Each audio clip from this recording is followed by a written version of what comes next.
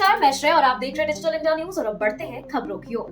बंगाल हिंसा पीड़ित बोले, हम राहत शिविर में कैद हैं, बाहर जाने की इजाजत नहीं। मुर्शिदाबाद हिंसा के बाद मालदा के राहत शिविरों में रह रहे लोगों ने प्रशासन पर गंभीर आरोप लगाए। उनका कहना है कि उन्हें ना बाहर जाने दिया जा रहा और ना ही रिश्तेदारों से बातचीत करने की अनुमति है। टीएमसी में यूसुफ पठान को लेकर नाराजगी। मुर्शिदाबाद हिंसा के दौरान बरहामपुर सांसद यूसुफ पठान की अनुपस्थिति और सोशल मीडिया पर चाय पीने की तस्वीर ने पार्टी में नाराजगी बढ़ा दी है। पार्टी कार्यकर्ता उनके रवैये से बेहद नाराज हैं और आगामी चुनाव में उनका टिकट कट सकता है। मुंबई के जिन्ना हाउस पर बड़ा फैसला, बनेगा डिप्लोमेटिक एनक्लेव। मुंबई के मलबार हिल स्थित मोहम्मद अली जिन्ना के ऐतिहासिक बंगले को लेकर विदेश मंत्रालय ने पुनरुद्धार की मंजूरी देने की तैयारी की है। इसे दिल्ली के हैदराबाद हाउस की तरह डिप्लोमेटिक उपयोग के लिए तैयार किया जाएगा, जिससे इमारत भी संरक्षित रहेगी और प्रयोग में भी लाई जा सकेगी। अमृतपाल सिंह का डिटेंशन 1 साल और बढ़ा। पंजाब लाने की तैयारी पर रोक। खालिस्तान समर्थक सांसद अमृतपाल सिंह को पंजाब लाने की तैयारी कर रही पुलिस टीम को सरकार ने रोक दिया है। एनएसए के तहत उनका डिटेंशन 1 साल और बढ़ा दिया गया है, जिससे वह अब भी असम की डिब्रूगढ़ जेल में ही रहेंगे। बीजेपी अध्यक्ष की दौड़ में 3 मंत्री। जेपी नड्डा की उत्तराधिकारी की तलाश में मोदी सरकार के 3 मंत्री मनोहर लाल खट्टर, धर्मेंद्र प्रधान और भूपेंद्र यादव सबसे आगे बताए जा रहे हैं। आरएसएस की सलाह के बाद अंतिम नाम तय किया जाएगा। बेरोजगार शिक्षकों ने सौरव गांगुली से मांगी मदद। भर्ती घोटाले से प्रभावित शिक्षकों ने पूर्व क्रिकेटर सौरव गांगुली को विरोध मार्च में शामिल होने का न्योता दिया, जिससे उन्होंने अस्वीकार कर दिया। पुलिस ने शिक्षकों को रैली से पहले ही रोककर थाने ले आए। आर्टिकल 142 पर सुप्रीम कोर्ट की टिप्पणी पर मचा बवाल। तमिलनाडु के विधायकों पर सुप्रीम कोर्ट के आर्टिकल 142 का इस्तेमाल करते हुए दिए गए फैसले ने चर्चा को जन्म दिया है। उपराष्ट्रपति ने कहा कि कोर्ट को ऐसी शक्ति देना खतरनाक है जैसे कि परमाणु हथियार किसी के हाथ देना। देवेंद्र फडणवीस पर आरोप, कांग्रेस विधायक थोपटे को बीजेपी में ले जाने की साजिश। महाराष्ट्र में कांग्रेस विधायक संग्राम थोपटे के बीजेपी में जाने की चर्चा पर कांग्रेस ने फडणवीस को दोषी ठहराया। पार्टी का दावा है कि वे थोपटे को स्पीकर बनाना चाहती थी, लेकिन फडणवीस ने इसमें अड़ंगा डाला। खड़गे के बिहार दौरे में बदलाव, पटना का कार्यक्रम रद्द। कांग्रेस अध्यक्ष मल्लिकार्जुन खड़गे 20 अप्रैल को बिहार दौरे पर बक्सर में एक बड़ी रैली को संबोधित करेंगे। पहले उनके पटना में भी एक कार्यक्रम में शामिल होने की योजना थी, लेकिन अब यह कार्यक्रम रद्द कर दिया गया है।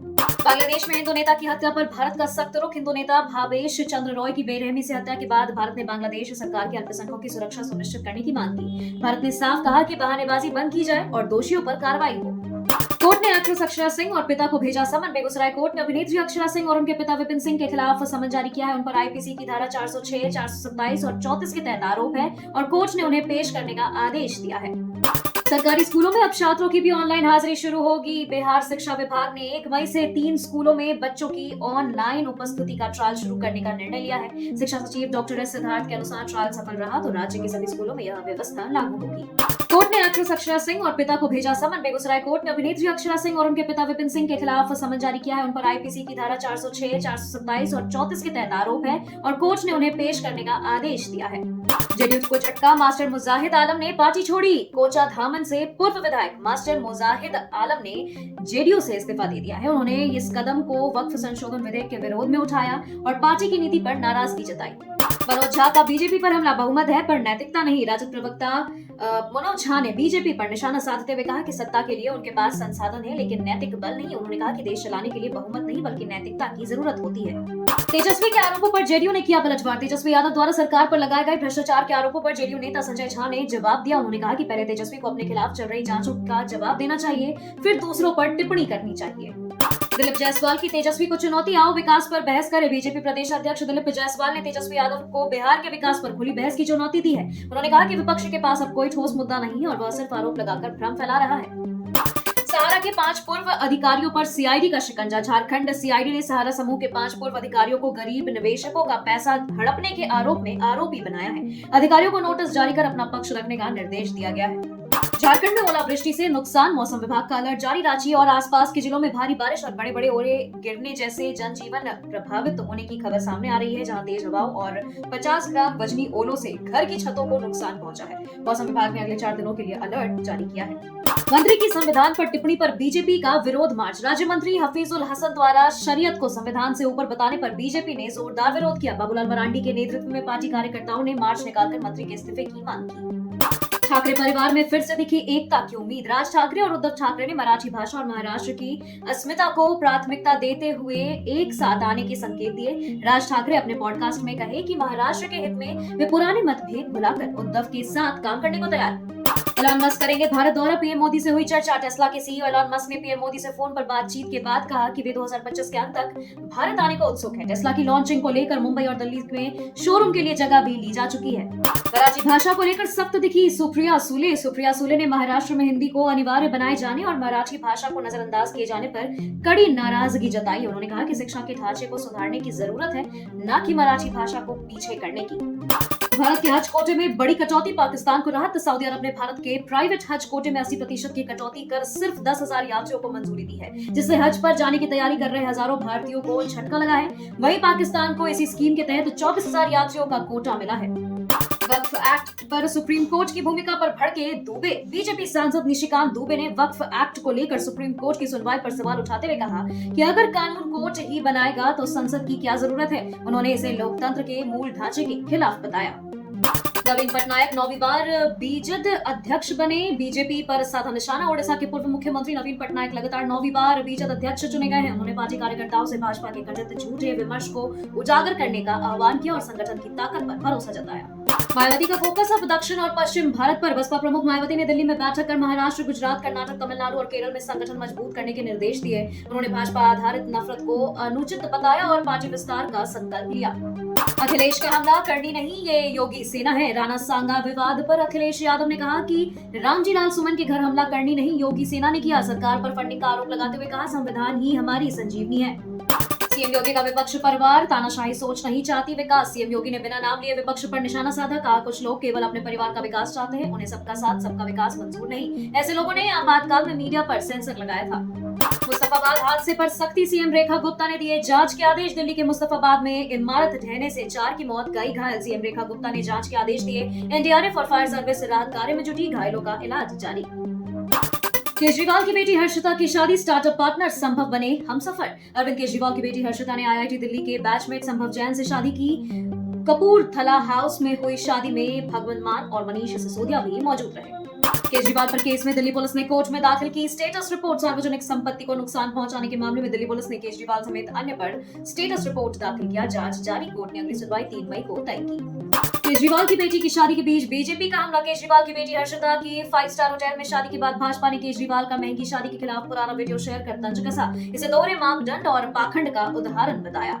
महाराष्ट्र में स्कूलों में हिंदी अनिवार्य करने पर सियासी संग्राम। फडणवीस सरकार के स्कूलों में हिंदी अनिवार्य करने के फैसले पर मनसे के बाद अब शिवसेना ने भी विरोध जताया। संजय राउत बोले हमें हिंदी सिखाने की जरूरत नहीं। राजनाथ सिंह ने महाराणा प्रताप और शिवाजी को बताया राष्ट्र नायक। रक्षा मंत्री राजनाथ सिंह ने महाराणा प्रताप और छत्रपति शिवाजी को राष्ट्र नायक बताते हुए औरंगजेब को आदर्श मानने वालों को नेहरू की किताब पढ़ने की सलाह दी।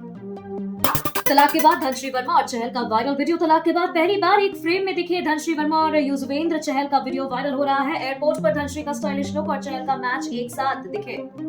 झनक सीरियल में नया ड्रामा, शादी से पहले बिपाशा का चाल। झनक में अनिरुद्ध और झनक की शादी की तैयारी के बीच बिपाशा अर्शी को भड़काने का काम कर रही है। बिपाशा की फोन कॉल से अर्शी में गुस्सा आ जाएगा और ड्रामा बढ़ेगा। उर्वशी रौतेला के बद्रीनाथ मंदिर के दावे पर रश्मि देसाई की नाराजगी। उर्वशी रौतेला के दावा की उनकी नाम की मंदिर बद्रीनाथ में है सोशल मीडिया पर बवाल का कारण बन गया है। रश्मि देसाई ने इस पर नाराजगी जताते हुए कहा कि हिंदू धर्म का मजाक उड़ाया जा रहा है। इरफान खान की फिल्म पीकू फिर होगी सिनेमाघरों में री रिलीज। इरफान खान की मशहूर फिल्म पीकू 9 मई को एक बार फिर सिनेमाघरों में रिलीज होगी। दीपिका पादुकोण ने सोशल मीडिया पर इस री रिलीज की घोषणा की है, जिससे फैंस खुश हैं। अनुराग कश्यप के विवादित बयान पर तजिंदर बग्गा का ट्विटर वार। बॉलीवुड डायरेक्टर अनुराग कश्यप ने ब्राह्मणों पर विवादित टिप्पणी की, जिसके बाद उन्हें सोशल मीडिया पर ट्रोल किया गया। तजिंदर बग्गा ने मुंबई पुलिस से एफआईआर दर्ज करने की मांग की और कश्यप को मानसिक रूप से अस्थिर बताया।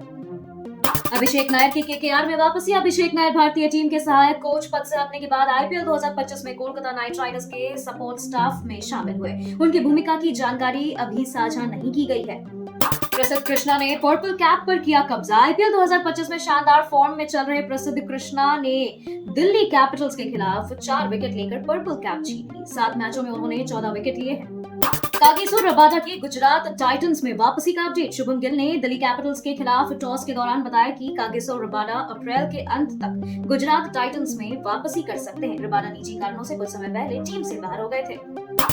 संजय बांगर की बेटी अनाया का हैरान करने वाला खुलासा। संजय बांगर की बेटी अनाया ने सीनियर क्रिकेटरों द्वारा अश्लील फोटो भेजने और गाली देने का खुलासा किया। उन्होंने जेंडर चेंज के बाद ट्रांस वुमन बनने की कहानी साझा की, जिसमें उन्हें कई मुश्किलें झेलनी पड़ी। जैक फ्रेजर मैकगर्ग को दिल्ली कैपिटल्स ने बाहर किया। दिल्ली कैपिटल्स ने खराब प्रदर्शन के कारण जैक फ्रेजर मैकगर्ग को बाहर किया। उन्होंने 6 मैचों में सिर्फ 55 रन बनाए। टीम ने मुकेश कुमार को प्लेइंग 11 में शामिल किया, जबकि फ्रेजर इंपैक्ट प्लेयर है। इजरायली सेना ने गाजा में जमीनी कार्रवाई और हवाई हमले तेज कर दिए हैं। अल जजीरा के मुताबिक पिछले 48 घंटों में 90 से ज्यादा लोग मारे गए, जबकि हजारों लोग भुखमरी का शिकार हो सकते हैं। बांग्लादेश के लिए अमेरिका की यात्रा चेतावनी। चटगांव हिल ट्रैक्टर्स पर लेवल 4। बांग्लादेश में हालात बिगड़ने के बाद अमेरिका ने ट्रैवल एडवाइजरी जारी की है। चटगांव हिल ट्रैक्टर्स के लिए लेवल 4 यात्रा न करने की चेतावनी दी गई है, जबकि पूरे देश के लिए लेवल 3 पुनर्विचार करने का सुझाव दिया गया। वियना के प्राथमिक स्कूलों में मुस्लिम छात्रों की संख्या ईसाई छात्रों से अधिक। वियना के प्राथमिक विद्यालयों में मुस्लिम छात्रों की संख्या 41.2% हो गई है, जो ईसाई छात्रों से अधिक है। इस जनसंख्यिकी बदलाव पर ऑस्ट्रिया में बहस तेज हो गई है। कुछ इसे विस्थापन मान रहे हैं। अमेरिका ने चीन पर 245% टैरिफ लगाया। 90 दिन की मोहलत। अमेरिका ने चीन पर 245% टैरिफ लगाया, जबकि भारत और अन्य देशों को 90 दिन की मोहलत दी गई है। चीन ने चेतावनी दी कि इसका असर केवल चीन पर नहीं बल्कि अन्य देशों पर भी पड़ेगा। यूक्रेन ने चीन की 3 हथियार कंपनियों पर प्रतिबंध लगाया। यूक्रेन के राष्ट्रपति जेलेंस्की ने चीन की 3 हथियार निर्माता कंपनियों पर प्रतिबंध लगा दिया है, जबकि जिनका दावा किया कि ये कंपनियां रूस को स्कैंडर मिसाइल सप्लाई कर रही है। यह कदम रूस के खिलाफ यूक्रेन की कार्रवाई के तहत उठाया गया है।